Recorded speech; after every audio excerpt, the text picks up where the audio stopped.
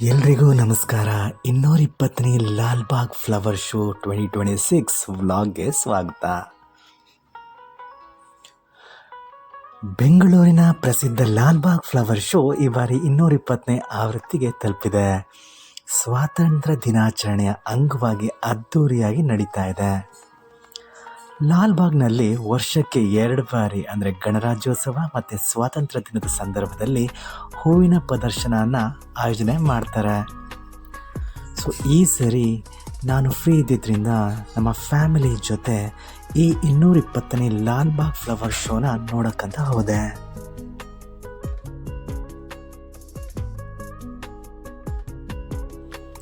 Entry ticket ಒಬ್ಬರಿಗೆ 100 ಇತ್ತು, ಹಾಗೆ ಮಕ್ಕಳಿಗೆ 30 ರುಪೀಸ್. ಅದೇ ನೀವು ಮಕ್ಕಳು ಯೂನಿಫಾರ್ಮ್ನಲ್ಲಿ ಬಂದರೆ ಫ್ರೀ ಆಗಿಬಿಡ್ತಾರೆ. ಹಾಗೆ ವೀಕೆಂಡ್ನಲ್ಲಿ 80 ರುಪೀಸ್ ಅಡಲ್ಟ್ಗಳಿಗಾದರೆ ವೀಕ್ ಡೇಸ್ನಲ್ಲಿ 80 ರುಪೀಸ್.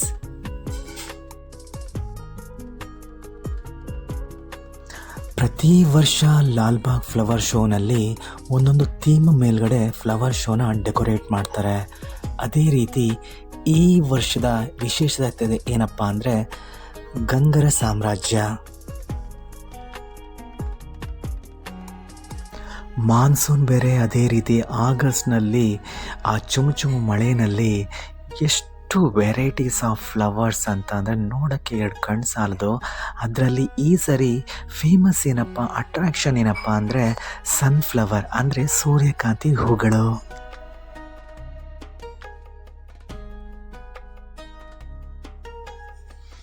ಎಷ್ಟೋ ಜನ ಟೂರಿಸ್ಟ್ಗಳು ಸೂರ್ಯಕಾಂತಿ ಹೂನ ನೋಡೋಕ್ಕೆ ಗುಂಡ್ಲುಪೇಟೆ ಅಂತ ಹೇಳ್ಬಿಟ್ಟೆಲ್ಲ ಹೋಗ್ತಾರೆ. ಬಟ್ ಈ ಸರಿ ನಮ್ಮ ಬೆಂಗಳೂರಿಗರಿಗೆ ಸೂರ್ಯಕಾಂತಿನ ನಮ್ಮ ಲಾಲ್ಬಾಗ್ನಲ್ಲಿ ನೋಡೋ ಅವಕಾಶಗಳು ಸಿಕ್ತು.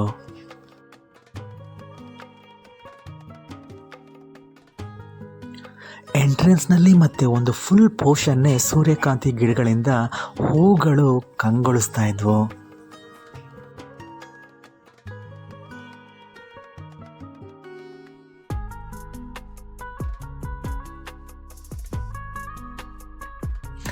ಹಾಗಾದರೆ ಈ ಬಾರಿಯ ವಿಶೇಷತೆ ಏನಂತ ಕೇಳ್ತಾ ಇದ್ದೀರಾ?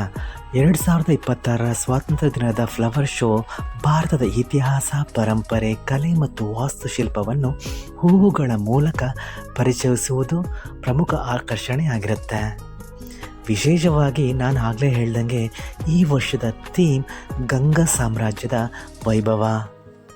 ಪ್ರಾಚೀನ ವಾಸ್ತುಶಿಲ್ಪ ಹಾಗೂ ಯುದ್ಧದಲ್ಲಿ ಬಳಸಲಾಗುತ್ತಿದ್ದ ಗಜ ಯುದ್ಧ ಆನೆಗಳ ಮಾದರಿಗಳು ಪ್ರಮುಖ ಆಕರ್ಷಣೆಯಾಗಿದೆ.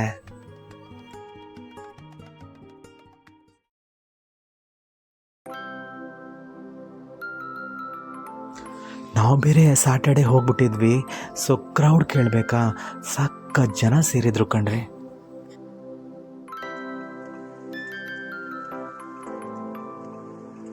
ಹೂವಿನ ಹಾಸಿಗೆಗಳ ಅನಾವರಣ ಆಯಿತು ಅಂತಲೇ ಹೇಳ್ಬೋದು. ಯಾಕಂದರೆ ಕಲರ್ಫುಲ್ ಹೂಗಳು ಅಷ್ಟು ಪಕ್ಕದಲ್ಲಿ ನೋಡಿದಾಗ ಮನಸ್ಸಿಗೆ ಏನೋ ಒಂಥರ ಆನಂದ.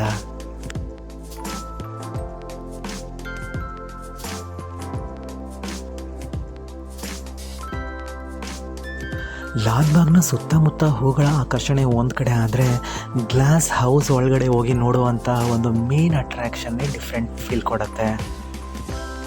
ಲಾಲ್ಬಾಗ್ ಐತಿಹಾಸಿಕ ಗ್ಲಾಸ್ ಹೌಸ್ ಫ್ಲವರ್ ಶೋದ ಹೃದಯ ಭಾಗ ಆಗಿದೆ. ಇಲ್ಲಿ ವಿವಿಧ ಬಣ್ಣಗಳ ಜಾತಿಯ ಹೂಗಳನ್ನು ಬಳಸಿ ಬೃಹತ್ ಕಲಾಕೃತಿಗಳನ್ನು ಮತ್ತು ಥೀಮ್ ಆಧಾರಿತ ವಿನ್ಯಾಸಗಳನ್ನು ಮಾಡ್ತಾರೆ. ಲಾಲ್ಬಾಗ್ ಗ್ಲಾಸ್ ಹೌಸನ್ನು 1890ರಲ್ಲಿ ನಿರ್ಮಿಸಲಾಗಿದೆ.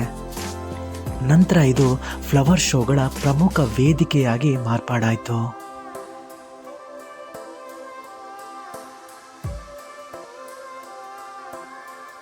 ಸೊ ಈ ಸರಿ ಲಾಲ್ಬಾಗ್ನಲ್ಲಿ ಹೂವಿನ ಲೋಕನೇ ಅನಾವರಣಗೊಂಡಿತ್ತು.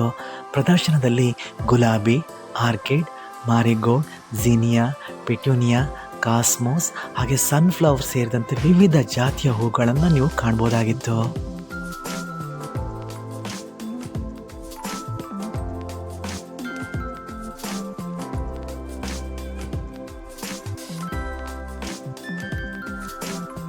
ಈ ಬಾರಿಯ ಪ್ರದರ್ಶನದ ವಿಶೇಷತೆ ಕೇವಲ ಹೂಗಳಾಗಿರಲಿಲ್ಲ.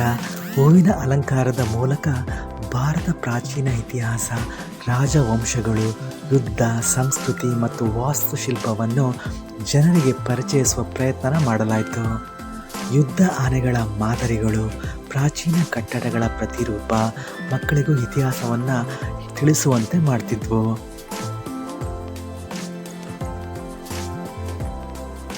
Including myself. ಈಗಿನ ಜನ್ರೇಷನ್ ಅಂದರೆ ಕೇಳಬೇಕಾ, ಫೋಟೋಗ್ರಫಿಗಳಿಗೆ ಸೂಪರ್ ಸ್ಥಳ, ರೀಲ್ಸ್ ಮಾಡೋರಿಗಂತೂ ಮಾಡಿಸಿದ ಜಾಗ.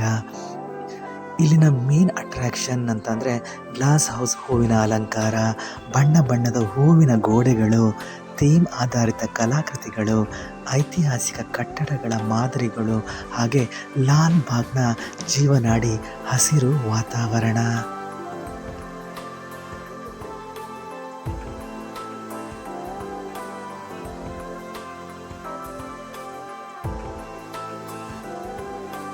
ಈ ಸರಿ ಲಾಲ್ ಬಾಗ್ ಶೋ ಆಗಸ್ಟ್ 6ರಿಂದ ಆಗಸ್ಟ್ 15ರವರೆಗೆ ನಡೆಯುತ್ತೆ.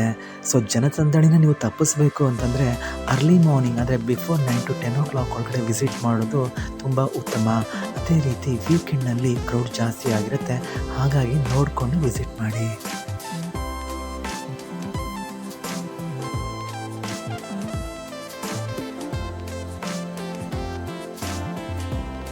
ಲಾಲ್ ಬಾಗ್ ಫ್ಲವರ್ ಶೋನ ಮಹತ್ವ ಏನಪ್ಪ ಅಂತಂದರೆ, ಇದು ತೋಟಗಾರಿಕೆ, ಕಲೆ, ಇತಿಹಾಸ, ಸಂಸ್ಕೃತಿ, ಪರಿಸರ ಜಾಗೃತಿ ಇವೆಲ್ಲವನ್ನು ಒಂದೇ ವೇದಿಕೆಯಲ್ಲಿ ತೋರಿಸುವ ಒಂದು ಪ್ರಮುಖ ಸಮಾರಂಭ.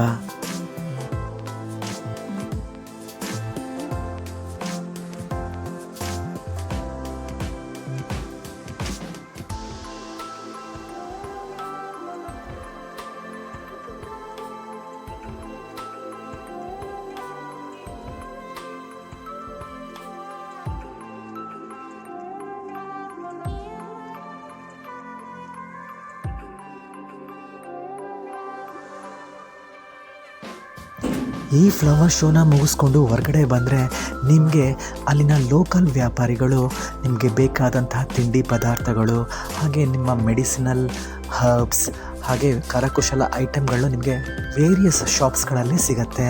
ಅದೇ ರೀತಿ ನಿಮಗೆ ವೇರಿಯಸ್ ತಿಂಡಿ ಮತ್ತು ಸ್ನ್ಯಾಕ್ಸ್ಗಳ ಕೌಂಟರ್ಗಳು ಕೂಡ ಇದ್ದಾವೆ.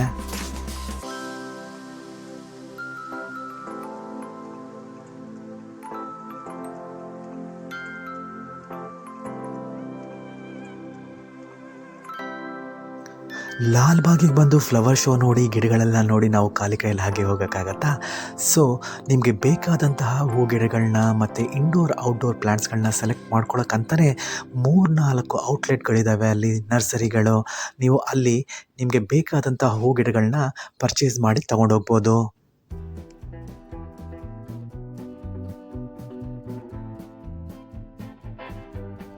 ನಾವು ಕೂಡ ಒಂದು 7-8 ಗಿಡಗಳನ್ನ ತಗೊಂಡು ಬಂದ್ವಿ.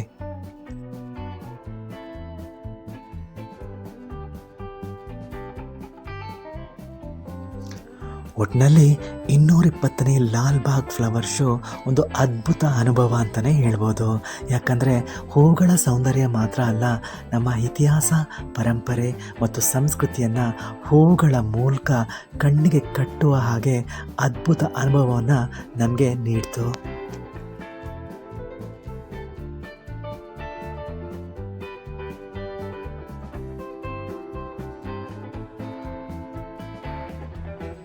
ಸೊ ಈ ಸರಿ ನೀವು ಫ್ಲವರ್ ಶೋನ ನೋಡೋದು ಮಿಸ್ ಮಾಡಿದರೆ ತೊಂದರೆ ಇಲ್ಲ, ಯಾಕಂದರೆ ನನ್ನ ವ್ಲಾಗ್ನಲ್ಲಿ ನಿಮಗೆ ಕಂಪ್ಲೀಟ್ ಇನ್ಫಾರ್ಮೇಷನ್ ಮತ್ತು ಫುಟೇಜ್ಗಳನ್ನ ಹಾಕಿದ್ದೀನಿ.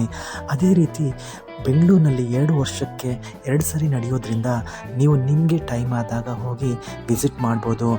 ಈ ವರ್ಷವೇ ಗಣರಾಜ್ಯೋತ್ಸವದ ದಿನ ನೀವು ಇನ್ನೊಂದು ಥೀಮ್ನಲ್ಲಿ ವಿಭಿನ್ನ ಅನುಭವ ಕೊಡುವಂತಹ ಫ್ಲವರ್ ಶೋನ ನೀವು ನೋಡ್ಬೋದು. ನೀವೇನಾದರೂ ಬೆಂಗಳೂರಿನ ಹೊರಗಿನವರಾಗಿದ್ದರೆ ನೀವು